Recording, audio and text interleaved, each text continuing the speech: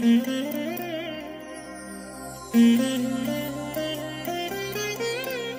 దినం పరము నుండి దిగివచ్చు మాట. ఇది నీ జీవితానికి వెలుగుల బాట. నీ ఒడిలో ఉంచబడిన దీవెనల మూట, అద్భుతాల ఆనంద ఊట. ఫిబ్రవరి 5 సంవత్సరమంతా మీరు బైబిల్ చదివి ముగించడానికి ఈరోజు మీరు చదవలసిన లేఖన భాగం ఉదయం నిర్గమాకాండము 36, 37 మరియు 38 అధ్యాయములు. సాయంత్రం మత్తయి సువార్త 23వ అధ్యాయము 1 నుండి 22 వరకు. ప్రియమైన దేవుని బిడ్డలారా, ఈ ఉదయకాల సమయంలో ప్రభు యొక్క కృప మీకు తోడైనగాక. ఆయన హస్తం మిమ్మల్ని నడిపించునుగాక. ఎలా ఉన్నారు? బాగున్నారు కాదు? దేవుని యొక్క క్షేమం, దేవుని యొక్క కృప మీకు సదాకాలం తోడుగా ఉండి మిమ్మలను ఆశ్చర్యకరమైన త్రోవల గుండా నడిపించబోచున్నది. దేవుని బిడ్డలారా, ఈ ఉదయకాల సమయంలో దేవుడు మనకు అనుగ్రహించినటువంటి కొన్ని మాటలు ధ్యానం చేద్దాం. దేవునిని నమ్మిన వారికి, దేవుని యందు నమ్మిక ఉంచిన వారికి దేవుడు ఏం చేస్తాడో తెలుసా? ఈ ఉదయకాల సమయంలో 7 సంగతులను లేఖనముల నుండి మనం చూద్దాం. మొదటిగా, దేవుని యందు నమ్మిక ఉంచువారు ఎంత మాత్రమును సిగ్గునొందరు. 25వ కీర్తన 2వ వచనములో ఈ విధంగా వ్రాయబడింది: నా దేవా, నీ యందు నమ్మిక ఉంచి ఉన్నాను, నన్ను సిగ్గుపడనీయకుము.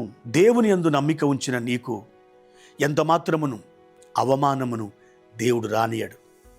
ఆయన తన జనులను ఎన్నడూ సిగ్గునొందనీయడు.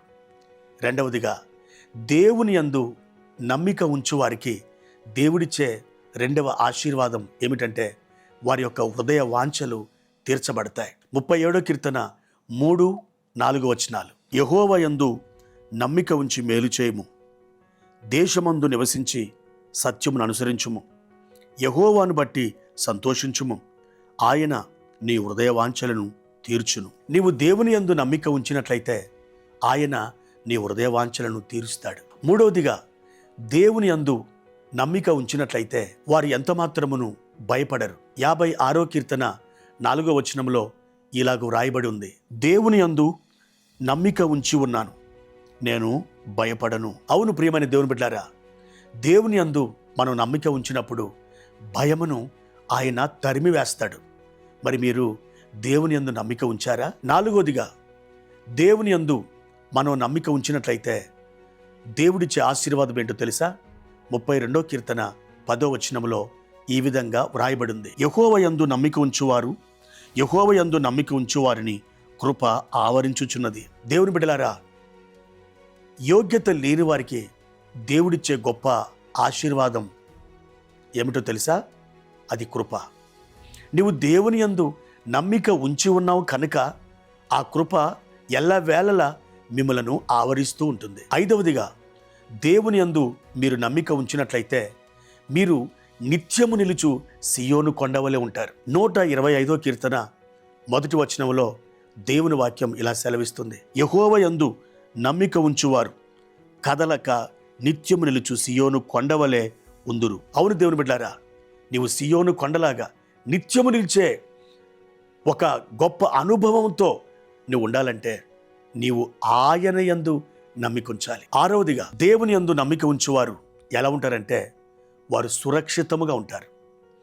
సామెతలు 29, 25లో ఈ విధంగా వ్రాయబడింది: యెహోవా యందు నమ్మిక ఉంచువాడు సురక్షితముగా ఉండును. అవును దేవుని బిడ్డారా, ఒక సురక్షితమైనటువంటి స్థలం మనకొకటి ఉంది. అదేమిటంటే యేసు ప్రభువే. యేసు ప్రభువులో సురక్షితమైనటువంటి భద్రత మనకుంది. అయితే అలాంటి భద్రతను మనం ఎలా పొందగలం?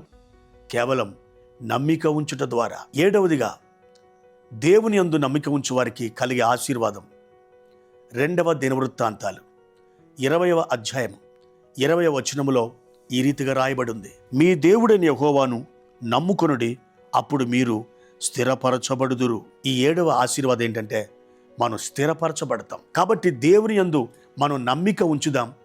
ఈ 7 ఆశీర్వాదాలని మనం స్వతంత్రించుకుందాం. ఈ ధ్యానం విన్న తర్వాత మీరు మోకాల్లోని ఈ 7 వాగ్దానాలను ఎత్తిపట్టి మీరు స్వతంత్రించుకోండి. ప్రార్థన చేయండి. దేవుడు మీకు సహాయం చేయనుగాక. ప్రార్థన. ప్రియమైన తండ్రి, మీ ఘనమైన నామానికి వందనాలు.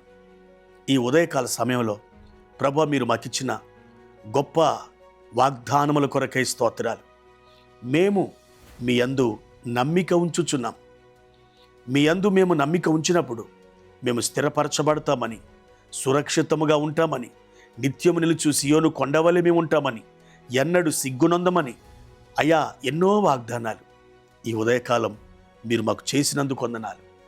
మా తండ్రి, మా ప్రియులు నీ యందు నమ్మిక ఉంచుచుండగా మీరు వారిలో గొప్ప కార్యములు జరిగించుమని యేసుక్రీస్తు వారి నామంలో ఈ ప్రార్థన అడుగుచున్నాను తండ్రి.